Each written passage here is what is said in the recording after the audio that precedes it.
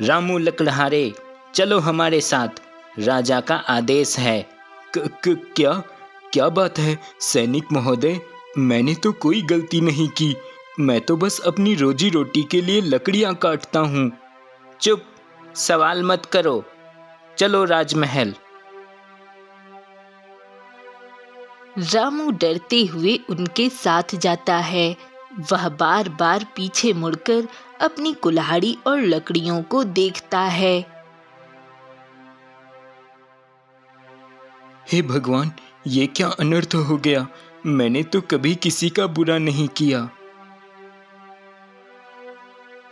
सुनो दरबारियों, आज से रामू, यह साधारण लकड़हारा, हमारा नया महाराज होगा।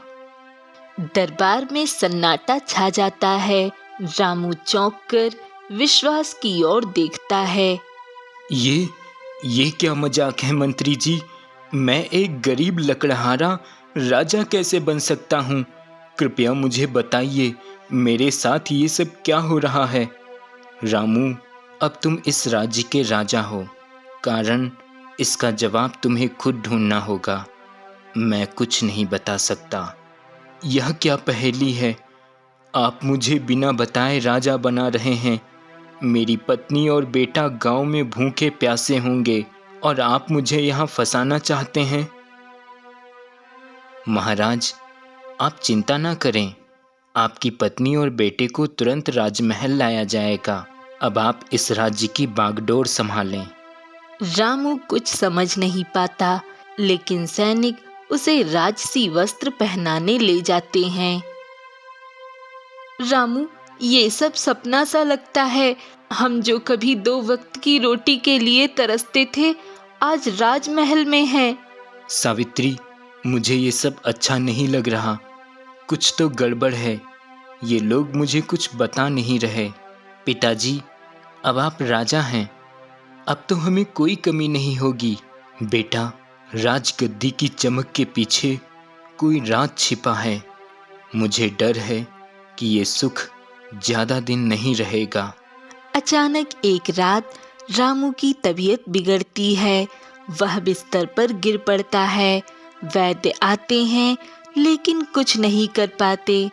अगली सुबह रामू की हालत और बिगड़ जाती है और वह बेहोश हो जाता है। विश्वास फिर से दरबार में आता है। छोटू, अब तुम्हें अपने पिता की जगह लेनी होगी। तुम इस राज्य के नए राजा हो। नहीं, मैं अपने बेटे को राजा नहीं बनने दूंगी। तुम लोग कुछ छिपा रहे हो। इस राजगद्दी में कोई श्राप है। मेरे पति को क्या हुआ है? वो कुछ बोल क्यों नहीं रहे? बताओ, बताओ मुझे। महारानी, मुझे कुछ नहीं कहना। नहीं, मेरे पति को न जाने क्या हो गया है। वो कुछ भी बोल और सुन नहीं रहे हैं। कब से बेहोश पड़े हैं और अब मैं अपने बेटे को किसी मुसीबत में नहीं डाल सकती हूँ। माँ, मैं इस श्राप का पता लगाऊंगा। मुझे विश्वास है कुछ तो गलत है। मैं सच जान कर रहूंगा। छोटू जंगल में उस साधु की तलाश में जाता है, जिसके बारे में उसे पता चला कि उसने राज्य को श्राप दिया था। वह एक गुफा में साधु को तपस्या करते हुए पाता है।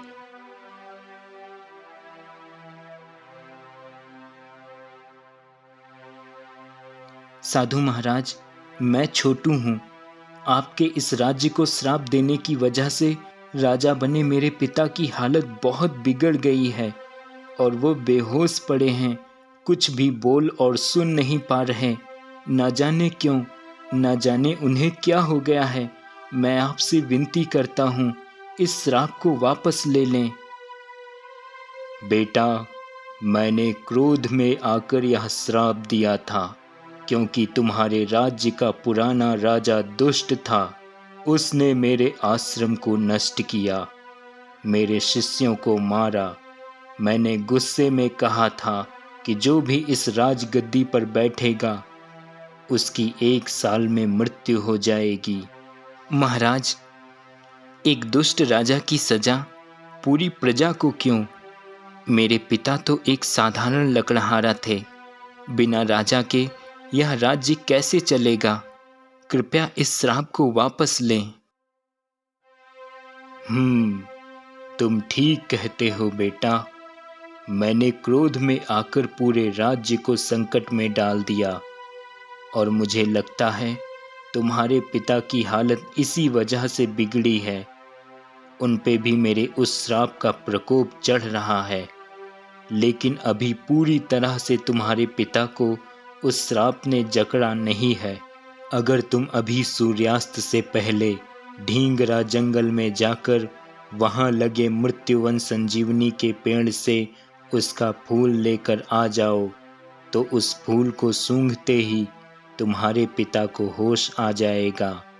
लेकिन ये काम तुम्हें सूर्यास्त से पहले ही करना होगा और ये दिव्य जल ले जाकर तुम उस राजगद्दी पे छिड़क देना, जिससे उस राजगद्दी पे लगा श्राप मुक्त हो जाएगा और फिर कभी भी उस पे बैठने से किसी की भी मृत्यु नहीं होगी। साधु की बात सुनकर छोटू तुरंत ढींगरा जंगल की ओर निकल जाता है।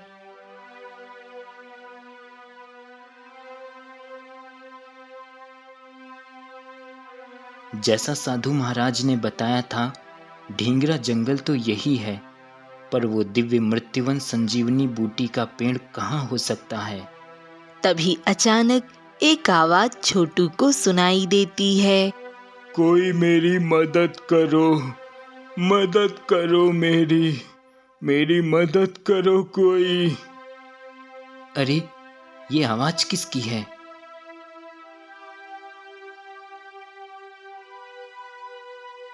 ये आवाज तो इस गुफा के अंदर से आ रही है। मुझे जाकर देखना होगा। आह, आह, आह। आप कौन हैं और आपको क्या हुआ है? आप मुझे बताइए, मैं आपकी मदद करूंगा। बेटा, मुझे एक जहरीले सांप ने काट लिया है और अब मेरे पास बहुत कम समय है। अगर तुम नदी के पास जाकर वहां के मोटे से पेड़ से लिपटी एक जड़ी बूटी लाकर दे दो तो मेरी जान बच सकती है। हाँ, अभी वो जड़ी बूटी लाकर आपको दूंगा, पर वो नदी कहाँ पर है? क्या आप मुझे बताएंगे? बेटा, वो नदी यहाँ से कुछ दूर आगे है, वहीं तुम्हें वह पेड़ दिखाई देगा। अब छोटू तनिक भी देर ना करते हुए नदी के पास जाकर उस मोटे पेड़ से वह जड़ी बूटी तोड़ लेता है और ले जाकर उस बूढ़े व्यक्ति के घाव पर लगा देता है। बेटे, तुम बहुत दयावान हो, तुमने मेरी जान बचाई। तुम्हारा बहुत बहुत आभार बेटा। अब छोटू वहां से निकल पड़ता है और उस मृत्युंजय संजीवनी को ढूंढने लगता है।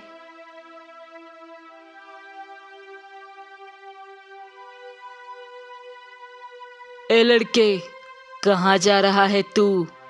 आप कौन हैं?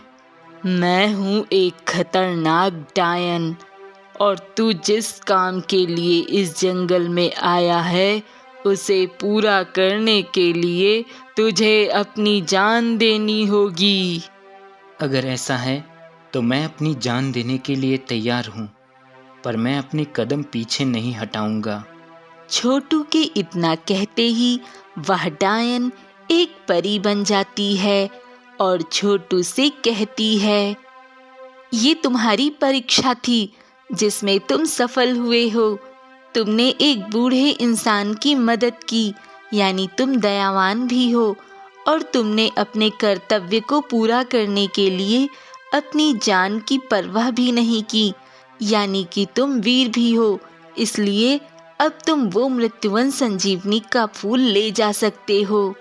इतना कहते ही परी ने अपनी जादुई छड़ी से वहां पर मृत्युवन संजीवनी का पेड़ प्रकट कर दिया, जिसमें से छोटू उसका एक फूल तोड़कर वहां से वापस राजमहल की ओर आ जाता है।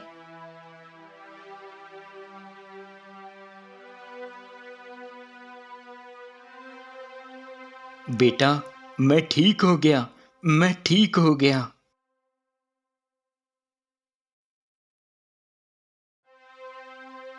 हाँ पिताजी, आप ठीक हो गए हैं और अब इस महल की इस राजगद्दी पर कोई श्राप नहीं होगा, क्योंकि साधु महाराज ने मुझे ये दिव्य जल दिया, जिसे इस राजगद्दी पर छिड़क देने से उस पर लगा वो श्राप भी मुक्त हो जाएगा।